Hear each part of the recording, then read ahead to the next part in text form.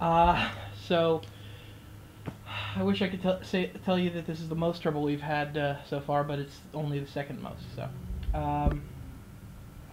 anyway, It's alright. It doesn't uh, look like a lot of trouble. You seem to be doing fine. all right. So could you please, for the American audience, they don't know anything about New Zealand politics. Could you tell them a little bit about who you are, what your position is, and what you do? Sure. My name's Russell Norman. I'm the co-leader of the Green Party of Aotearoa, New Zealand. I'm the co-leader outside Parliament. We have a number of MPs, but we have one co-leader inside, one co-leader outside. And so I lead the Green Party. Are you the only co-leader outside Parliament at this time? Yeah. How does that differ greatly? Does it affect things? Yeah. It's not an ideal situation. What happened was our co-leader inside Parliament died suddenly, Rod Donald, at the end of 2005, and so we had to elect a new one, and the membership elected me, even though I wasn't in Parliament. About Rod Donald, he was one of the people who really pushed for electoral reform in the 1980s, 1990s, correct? Yeah. Rod was one of the leading campaigners for MMP, which is a form of proportional representation, which we got at the referendum in '93, and we had the first MMP election in 1996, and that's when, at that stage, the Greens were part of a broader alliance called the Alliance, and that's when we first got into Parliament. Could you tell me more about that first alliance? There was a New Right revolution here in the 80s, and as part of the response to the New Right revolution, after the two major parties both basically broke their promises and did the opposite of what they said they'd do, there was a very strong reaction, and both of them splintered. And out of those different splinters, the different pieces collected together along with some other parties like the Greens to form the alliance. So it was a combination of the Greens, Manamara Haki, which was a Māori sovereignty party, which had split from Labour earlier. The New Labour Party was the biggest party, which was a left-wing split from the old Labour Party. The Liberal Party was a kind of split from the National Party. It was like an old right party rather than a new right party. And then there was the party called the Democrats, which were a party of financial market reform or social credit, which is an old movement going back to the 30s. So these five parties came together to form the alliance, and that was part of stopping the New Right Revolution. There was three parts to stopping the New Right Revolution. One was the alliance, the other was New Zealand First, which also came splintered from National, and the other part of it was electoral reform. Just waiting for the truck to. Why did the alliance eventually break up? The Greens left the alliance in '97. Part of the advantage of electoral reform or proportional representation is you only need 5% to get representation in Parliament, and the Greens thought that they'd do better on their own rather than within the coalition or the alliance. We also had some differences of opinion about the way process should operate. We're more of a consensus-based decision-making, and not everyone in the alliance took that view, and so we thought we'd go our own way. We'd only come together in '91, so it stayed together for 6 years. It was important, but it was time to go our own way. So, how does the Green Party select its list members? It's a kind of elaborate process. Do you want all the details? How much detail would you like? Well, I have a tape and a half. So. Okay, so the first part of it is we get delegates together from all over the country at a campaign conference, and the candidates who have made their way into the candidate pool by going through an interview process and so forth, going to a pool, they present themselves to this campaign conference, where the delegates from all the branches basically rank them, along with the candidates themselves also get a vote, and that forms what we call an initial list. And that initial list then is mailed out to all the members along with a ballot paper, and the members then decide the list. But they have the initial list there as a guide, but they can ignore it or take notice of it. It's up to them. But it's meant to be, here's a guide by people that have seen all the candidates together and know something of them. And then that all comes back to that, all gets voted up, a preferential vote, which forms the list. There's also a committee, a subcommittee of the National Executive, which can tweak the list based on a series of set criteria, so a certain percentage men, women, Māori, South Island, North Island. There's a certain set of criteria, and they can move anyone up to 2 places within the list to try to meet those criteria, and then we end up with the final thing. So could you briefly explain what the Green Party is, especially in New Zealand, how it differs from the American Green Party? I don't think I wouldn't claim to know, be an expert on the American Green Party. So the Green Party in New Zealand, it's a combination. The thing that's distinctive about the Green Party is the insight that the world is finite. And I think that's the thing that's distinctive about the environment movement and the philosophy, or green philosophy. That's kind of the one distinctive thing. And then there's a lot of other elements which we've taken from other places. So there's a kind of a left-wing dimension, I think you'd say, to the Greens about social justice.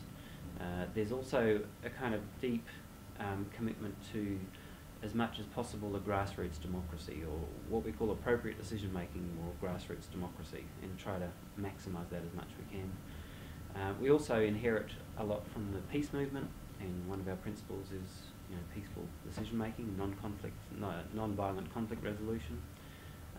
And we've also been quite heavily influenced by the colonial experience, and trying to come to terms with the colonial experience by recognising the Treaty of Waitangi, which was the treaty that was signed between the coloniser and the indigenous people of New Zealand. So there's kind of a number of different dimensions to the Green Party, and out of all of those, we're in the process of synthesising a kind of united philosophy, but it's very much a work in progress. Okay. So how much influence would you say that minor parties like the Greens would have, or let me start that over. How much influence do third parties have?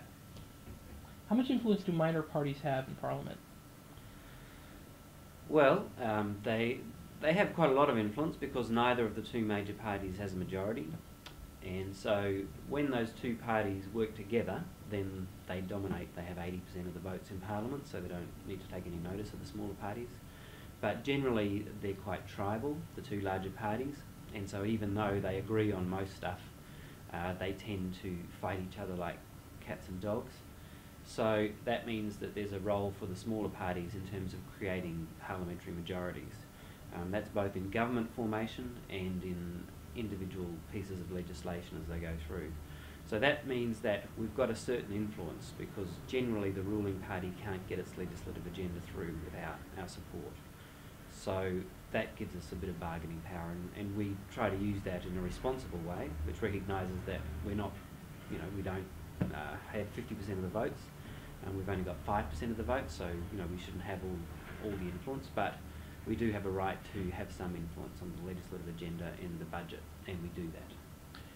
Do you think that, as a whole, minor parties have an influence proportional to their numbers? Probably, yeah. Yep.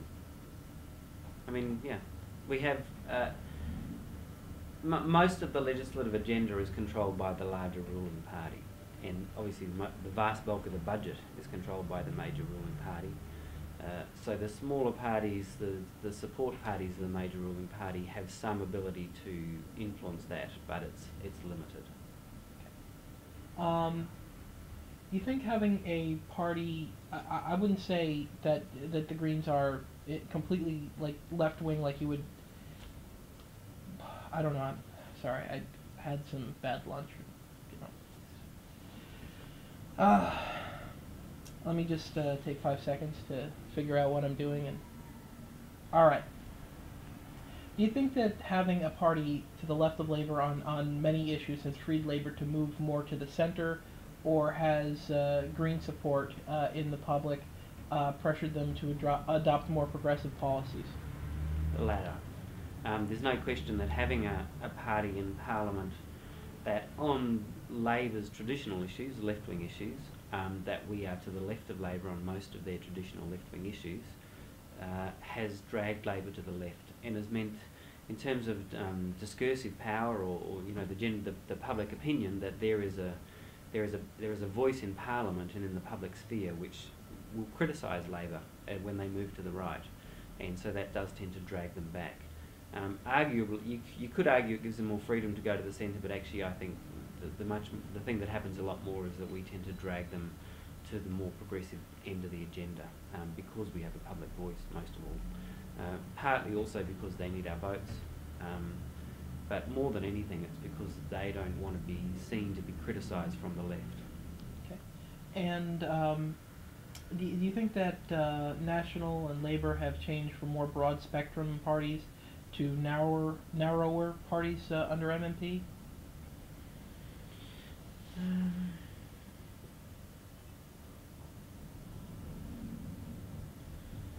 Well, I think National and Labour, you've got to put it in historical context. So the first Labour government, 35 to 49, basically set the agenda for the following decades until 1984. Basically that first Labour government set in place a kind of economic and social policy framework which was endured until 1984. And so to the extent that Labour and National were broad or narrow, what they did was implement that agenda and continue it. Then from 84 to 93, the first Labour government and the first term of the National Party government, you had governments that were extremely unpopular, particularly the second term of Labour, the second 3 years of that Labour government rather, and I would argue extremely narrow.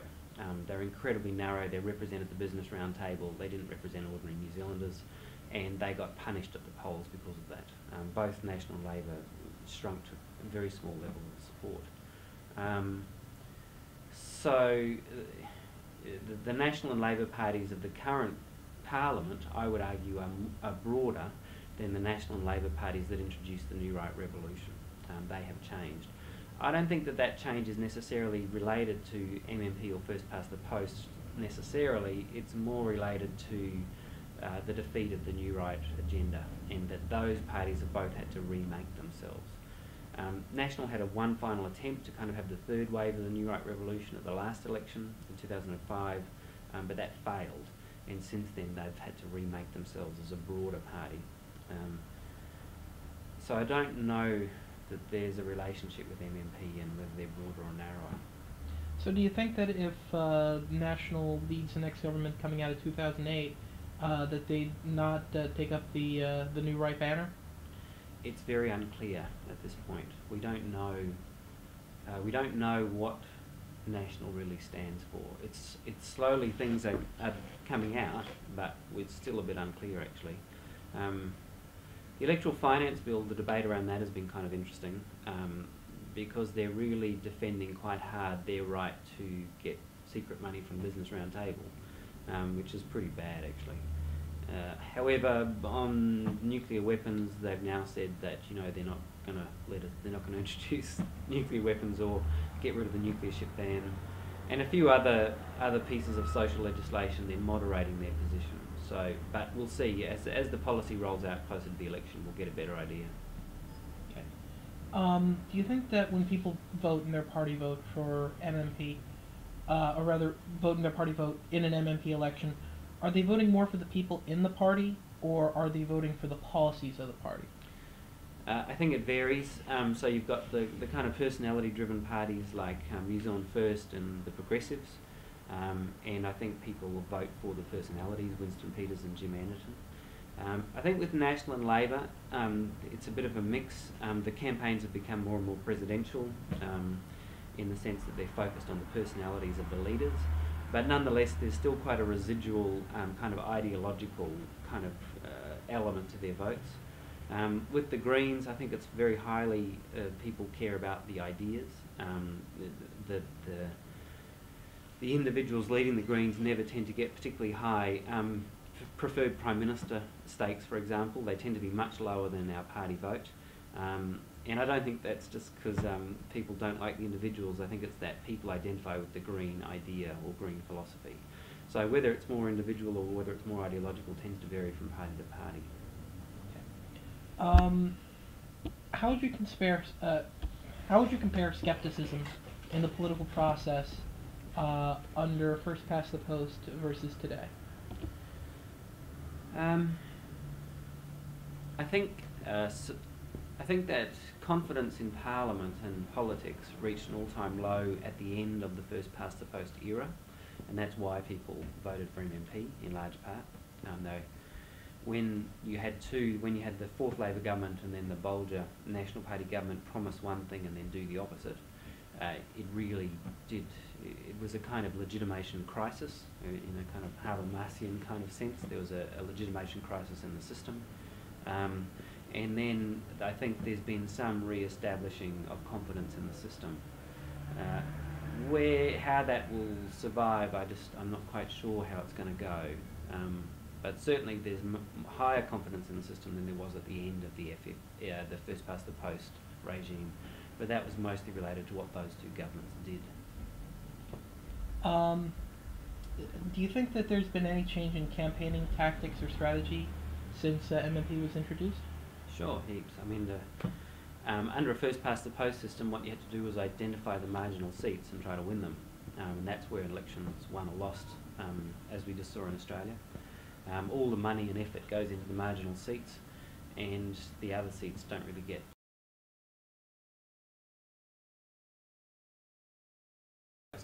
count. It only matters, between the two major parties. Whereas with MMP, the votes of the smaller parties and people who support smaller parties matter, and so those people end up not only on the radar of the smaller parties, but also end up on the radar of the bigger parties because they're trying to steal those people back. The whole way that there's a kind of national campaign, and much more of a national campaign, it's all about party vote, and that's really all that matters, except for some small exceptions. And so the campaign's very focused on that. There's probably there's probably a bit less of individual candidate campaigning than there was under first past the post. I mean, there has to be. Do you think MMP has made politicians more accountable? I think so.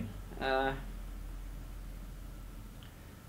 think that there's a kind of much more lively debate because you have multiple voices. The kind of political debate, I think, is more diverse and more interesting. I mean, but that just might be me because I'm one of those extra voices that weren't there before, and so I think people follow it a bit more closely. They're also more accountable because it's just actually more democratic. I mean, obviously with first past the post, you can get a government that has only support of 30 or 40% of the population, can get a majority in the House. With MMP, that's just not possible. So I think that the main accountability, the main increase in accountability has been of the ruling party, rather than necessarily politics in general. The ruling party is more accountable than it was before because in order to get a majority in the House, they actually have to get a majority of MPs which represent a majority of the population. Whereas before they didn't need a majority of the population to enact legislation, they just needed 35%. Okay. Do you believe there's more political participation in New Zealand now? It's certainly true that with MMP elections the vote increased. However, it's dropped off again. Though it did increase again at the last election, which was highly polarised, and I think that probably drove it. I think probably in terms of voter turnout, it tends to be the heat of the election campaign, and if people think there's something very important at stake, then that will get people out. In terms of participation at a more active level, in terms of party membership and stuff like that, it's still pretty low. I mean, it used to be, before the New Right Revolution, it was very high. Then many, many tens of thousands of people left National and Labor after they shafted them. And I don't think those parties have really recovered from that. The Green Party and the other smaller parties, we have some memberships. I mean, the Greens have got 4,000 members, but it's not a huge party. And in terms of any other kind of participation, it's not really MMP, but with the question, with the rise of the internet and the blogosphere and all of that, whether there's an increase in participation with that, I don't know, maybe. in the United States, the Green Party can't even get on the ballot in some states. Is the Green Party more effective in New Zealand because of MMP, or are there other differences? Do you think? I know you've said you're not an expert on the American Green Party, but basically, do you think the Green Party would still have a say? Considering the times we live in, if it wasn't for MMP. No, we wouldn't. I mean, if it weren't for MMP, you wouldn't have Green Party in Parliament. Full stop. I mean, you wouldn't have New Zealand First. They'd be out of Parliament. You wouldn't. I mean, you might have one or two isolated independents or representing a party, but the two major parties would control Parliament, just like the old days. It's incredibly difficult under first past the post to get into Parliament. I mean, proportional representation is just a more democratic system. So even though there's been a big rise in environmental consciousness in other jurisdictions such as Britain, which have first past the post, they have no representation in their national parliament. They have some representation in the European Parliament because it uses a different system. They have some representation at a local level, but they can't break into the House of Commons because of their undemocratic system. And so, yeah, I mean, I think just proportional representation changes everything. In Australia, in the upper house, you have a kind of multi-member seats with preferential. So the states have number of members elected from each state with a preferential system, and that enables some Greens to get into the Senate. So they have some voice. That's the single transferable vote system, right? Yeah. Okay. How have the Greens, particularly and specifically, been effective in promoting its agenda, even though it's not, and it probably will not be in the foreseeable future, the largest member of Parliament? Well, we have a number of options open to us. The first thing is actually through discursive power. That is the power of having voice, and being in the media makes a huge difference. Our ideas are out there all the time, and because our ideas are out there, we make progress on our ideas, and eventually that affects what governments and people do. I mean, it's changing the way people run their lives, and trying to convince them to do it in a more green way. If you don't have a voice, you can't really do that. So having representation gives us a voice, a platform, if you like, and that's not to be underestimated. It's probably the most important thing we do. The second way is through individual bills in the House, and that's got two parts. There's our own private members' bills, so we're always moving various private members' bills which we get through. We just got one through on flexible working hours, so that people can basically have the right to ask their boss to have more flexible hours at work if they've got dependents, whether they be young or old. That was just the latest one we got, but we've had a whole bunch of them. The Energy Efficiency and Conservation Authority only exists because of the Green Party private members bill. And then there's all the individual pieces of legislation that the government wants to push through. Whenever they go through, we normally tweak them in order to get our support. We'll say, okay, we want to change this, that or the other. So for example, they just had a law about biofuels, which they just adopted. We insisted that there be a clause in there to say that you can only use biofuels in New Zealand that are from a sustainable source, so you can't use palm oil from knocking down rainforests in Indonesia, for example. That was an addition that we put into that bill, and there's a whole bunch of other bills like that. And then finally, we've had some influence on government as part of our post-election cooperation deal, whereby we abstain on confidence and supply votes for the government, and in return we've achieved a whole bunch of policy and budgetary gains. So that's things like a Buy Kiwi Made campaign that we've been running. We've also had a huge kind of energy efficiency and conservation strategy, which has involved getting tens of thousands of houses retrofitted with insulation, improving energy efficiency in industry, and a whole bunch of other stuff. We also, I could go on for ages, we also negotiate on individual things. So for example, the electrification of the Auckland rail network was purely a result of the Green Parties pushing it, because the government didn't want to do it, but we insisted that they had to. Then we get a whole bunch of budget initiatives. So we're doing environmental education in schools, which only exists because we've got the government to agree to fund it through their budgets, and a million other things like that. What was the proudest moment for you working with the Green Party? Um, hmm. Do I have to pick one? No, you can pick as many as you want. Well, I mean, just recently, on campaign finance reform, basically we've cracked the secret trust that the National Party used to funnel $2.2 million from the Business Roundtable into National Party coffers at the last election. I think we're going to break the back of that one. And we've cracked down a little bit on Labor's anonymous donations as well. Possibly the electrification of the Auckland Rail Network. I mean, that's $1 billion. And if without it, there's no sustainable future for a big city like Auckland. It's got to have a sustainable mass transport system, and electric rail is the only thing on option. It's the only option they've got. Labor thinks trains are kind of passé, and kind of ridicules people that like trains as train spotters, because they don't really understand sustainability if they fell over it. But forcing them to fund that was probably one of the best things I've done since I've become co-leader. Could you tell me about the Green Party's relationship with the ERC, the Electoral Reform Coalition? Other than the obvious that Rod Donald was a member of both. Well, the Electoral Reform Coalition doesn't really exist anymore, so far as I know. There's the Coalition for Open Government. So once MMP came through, my understanding, and I might be wrong, is that it pretty much didn't have a lot of existence after that. So we don't have much of a relationship with it, because I don't think it exists anymore. But I might be wrong about that. In terms of the Coalition for Open Government, we have similar goals. I mean, our policy is pretty much the same as what they want to achieve in terms of getting rid of anonymous donations, transparency about who's funding political parties, limits on how much parties can spend, limits on how much non-party groups can spend electioneering, or public funding for political parties so they're not dependent on rich donors, all that kind of stuff. We share a similar agenda, so we have a fraternal but independent relationship. How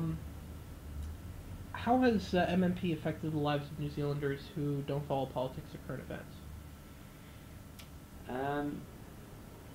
Well, government is everywhere, and there's no escaping it, and there's no escaping law. So the laws that people kind of all of us live under have been tremendously influenced by the change from first past the post to MMP.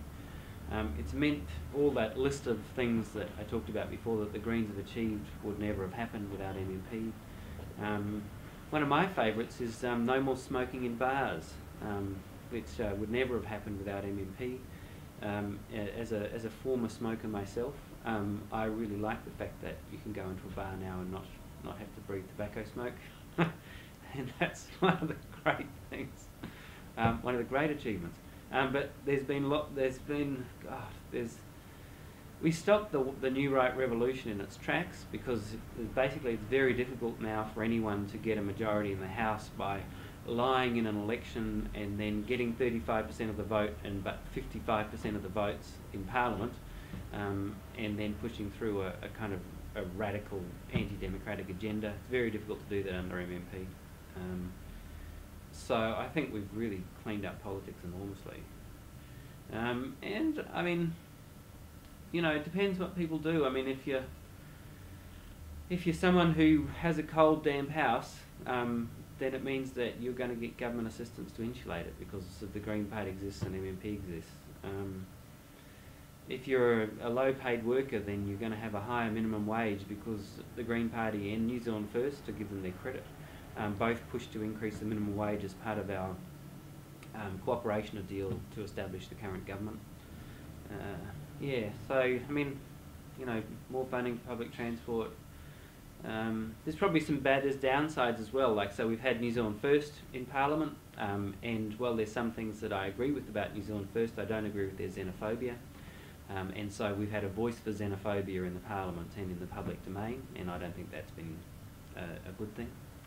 On the one hand, it means that at least a section of the community who is xenophobic is actually represented, and in some ways that's good. because it means you can engage with it in the public. It's not hidden away as some kind of secret xenophobia. So I think that's good. Of course, it's not so good to kind of have, you know, those kind of racist comments out there, but that's the reality. I think it's been great in terms of, you know, the voice for Māori. I mean, the existence of the Māori Party, you know, I don't agree with the Māori Party on everything, but we agree on a lot of things. And, you know, having their own voice. And when Labor shafted Māori over the foreshore and seabed bill, the Greens were the only ones that voted against that because it destroyed basically Māori rights. The National Party voted against it for its own reasons. But then the Māori Party could come into existence and survive. Though arguably it would have survived, I guess, without MMP because they won those seats. So maybe that's not a function of MMP. I don't know, I'm drifting off your question. A million different ways, all the kinds of different things that I've identified that we've achieved and others have achieved. You mentioned that New Zealand First is the word you used is xenophobic. In America, and I'm going to make this claim myself. I'm not saying that you would agree with it, but there would be a lot of elements that I would consider, you know, negative that I think really would be better off in a separate party, and instead what they've kind of done is take over one of our major parties and push the agenda of this major party very far in its direction. And of course, I'm talking about the religious right. Do you think that having an MMP system prevents fringe groups from co-opting major parties and basically gives those people a voice without encouraging them to make sure that they're the only voice that's heard in the major parties? I don't think it stops it, because we saw at the last election there was a concerted attempt to take over the National Party, well, a successful attempt to take over the National Party by the ultra far right. Don Brash was financed by the ultra far right. The coup within his coup for the leadership of the National Party was organised by the ACT Party and membership of the ACT Party, so it doesn't stop it. It certainly stopped National becoming the government, so, you know, arguably the lesson that National has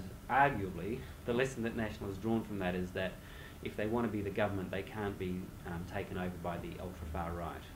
So arguably I think MMP has protected us from that.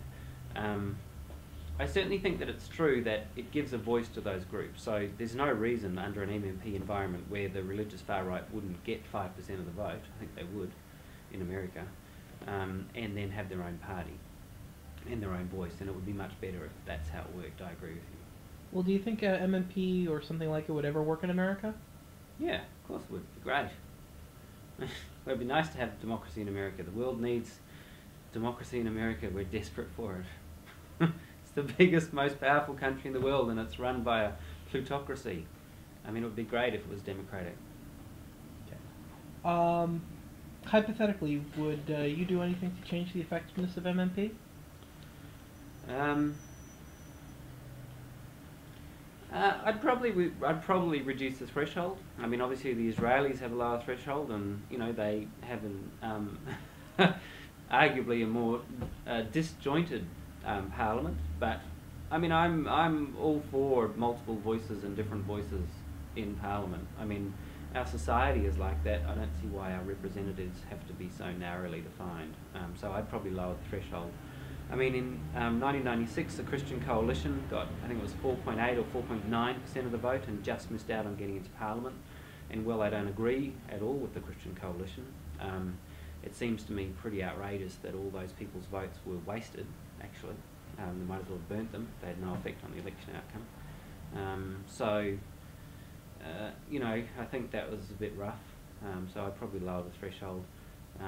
I'd do more things around changing the influence of money on elections, and which we talked about earlier. But I think it's a pretty good system because you also still have the kind of electorate MPs, and I quite like that. So we still have a system of electorate MPs as well as having proportionality. So I think those two things together give the system a lot of balance.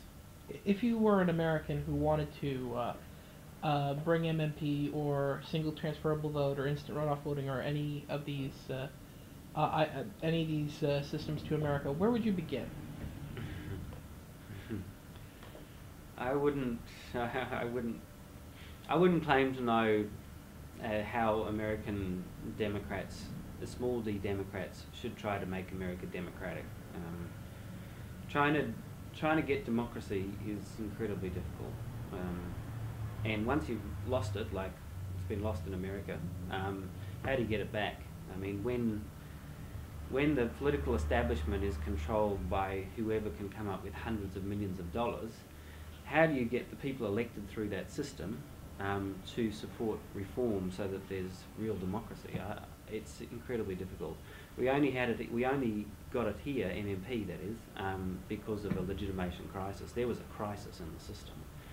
The public had completely lost confidence in it, and electoral reformers were able to step into the middle of that crisis and say, this is a way we can retake our democracy back, and were effective enough to do that. They nearly didn't, because there was a huge campaign run against them of money, but they failed the campaign against it. So, yeah, I wouldn't claim to know to tell people who believe in democracy in the United States how to get it. It's bloody hard, and so much harder in the United States than New Zealand because of the size of it, and the incredible vested interest. I mean, my God, the amount of money that system controls, that's invested in Congress. Trying to turn that around is a huge problem. Okay. I'm about done. Alan, did you have any questions? You've covered everything, thanks. Okay. I was kind of wondering, what's that map over there? That's a map of the continent of Zealandia. When Zealandia split from Gondwanaland, which was the great southern continent, which consisted of South America, Australia and Antarctica, and a bit of India, or rather India, the Indian subcontinent. And New Zealand split from the east coast of Gondwana about 83 million years ago and started drifting. There's a rift in the Tasman Sea, which it stopped drifting about 63 million years ago. And this is all of that's the continental crust. The blue is the ocean crust, which is all the basalt, the thin basalt that forms the ocean crust. But the kind of other colours are the continental crust, which is actually the continent of Zealandia. And it's only the islands that we know that are out of the water, but the rest of it is part of our continental shelf. Most of it's formed by an accretion of erosion from the giant mountains. The mountains on the east coast of Australia used to be as high as Everest, but Australia's been 200 million years has limited volcanic activity, and because it's not near the edge of the it's not near the edge of the Austro-Indian plate, so it hasn't had a lot of uplift. So it's slowly worn down, and then it's accumulated, and then out to the sea to the east of Gondwana. And then when the rift started, it started moving out. And then see the line that runs, the diagonal line that runs through it, from the top right to the bottom left. Well, that's where the two plates, the Austro-Indian plate hits the Pacific plate, and that's pushed this kind of accretion of eroded soils and rocks up, which has created New Zealand. So, do you study geology as a hobby, or? Yeah. And it's all grey-wacky. So as all the sediment, it's all sedimentary rock that went underwater, got compressed and made into grey-wacky, which is a very soft, crumbly rock. And most of New Zealand is this kind of rock.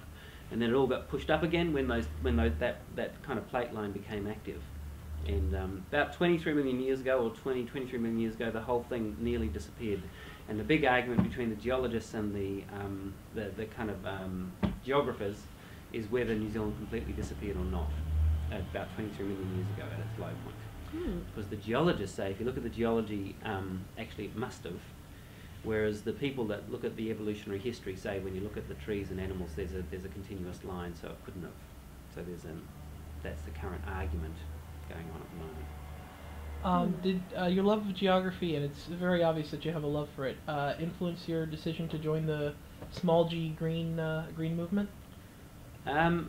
Yeah, I guess so. I mean, I like trees and animals and stuff, and I love, I've grown up with the love of evolution and the natural world. And as well as a kind of love of engineering. My father was a mechanical engineer, so I kind of kind of a bit of both. But yeah, we're wiping out, so all the stuff. We're wiping out species at 1,000 times the background rate. Normally you'd expect to lose a species a year. Under normal evolutionary circumstances, we're losing maybe 1,000.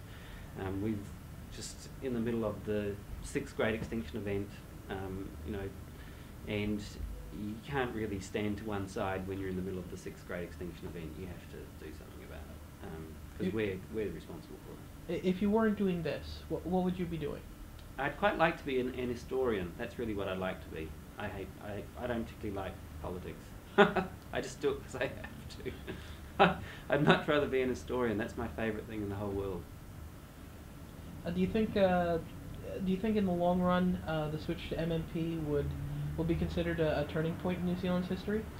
Yeah, if you study Australian and New Zealand history, they run in parallel very much. New Zealand had a third Labor government, whereas Australia didn't, from 57 to 60.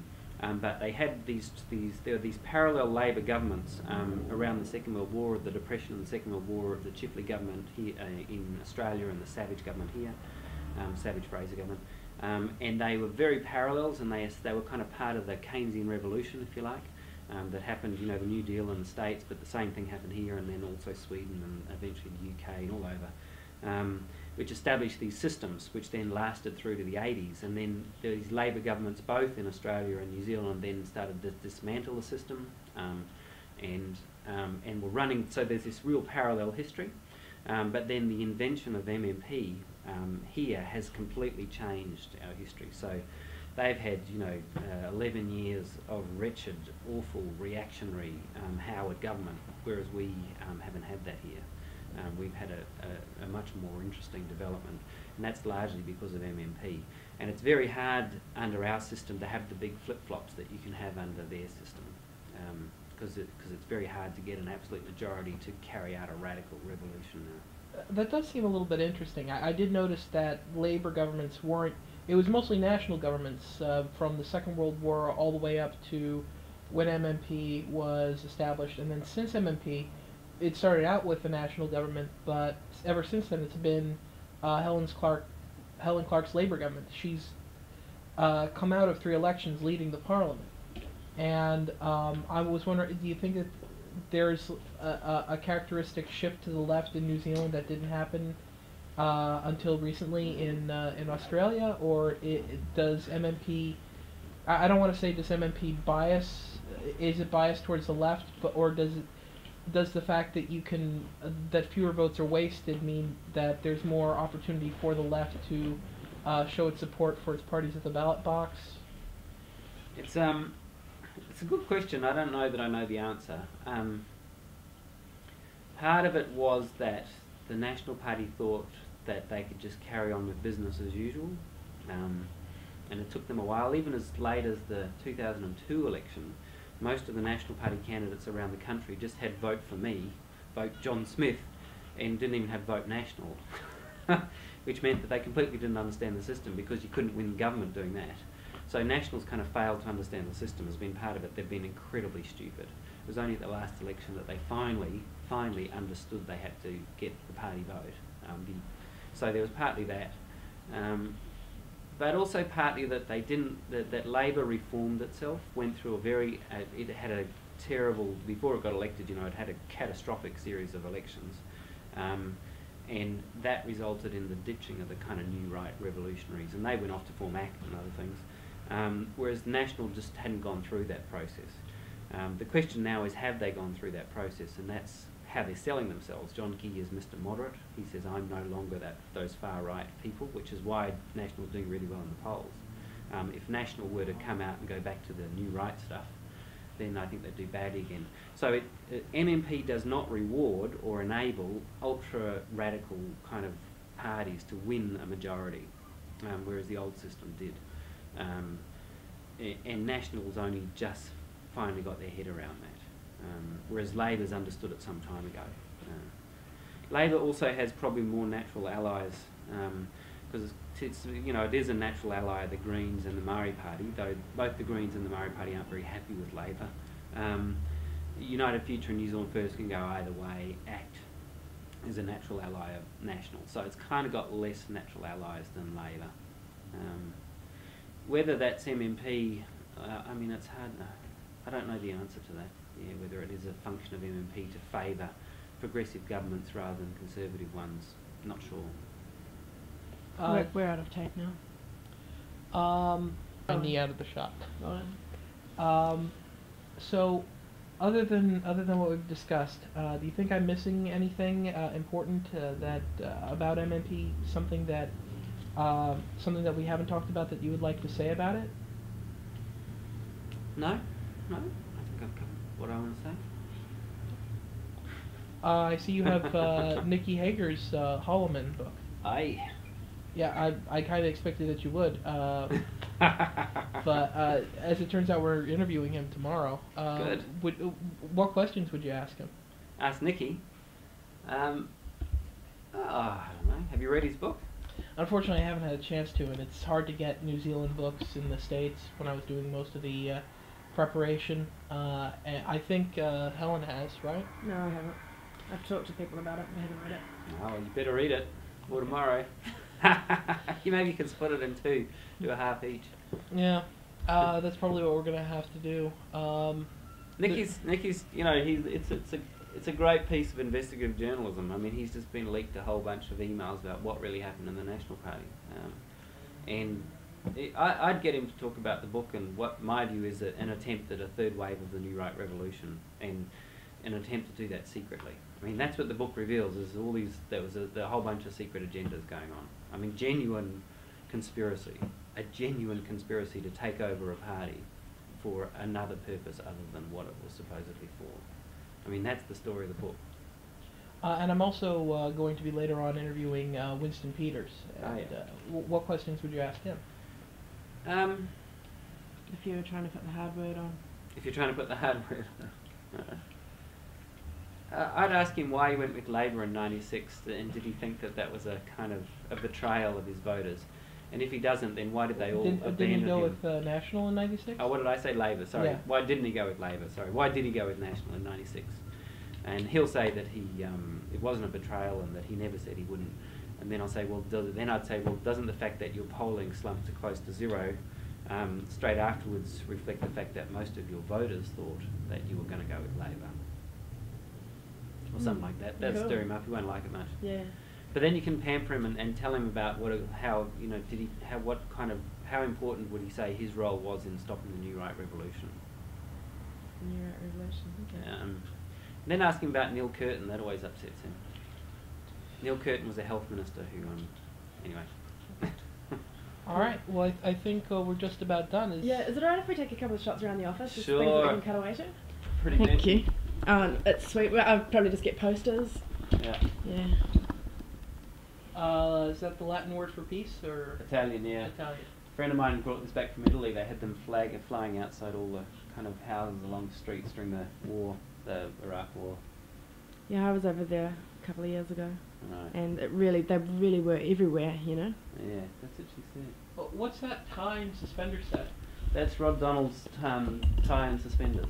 He was famous. He used to have a number of these extremely colourful and distinctive tie and suspenders sets, which everyone else thought was ghastly, but he insisted was his trademark, so that people would remember him.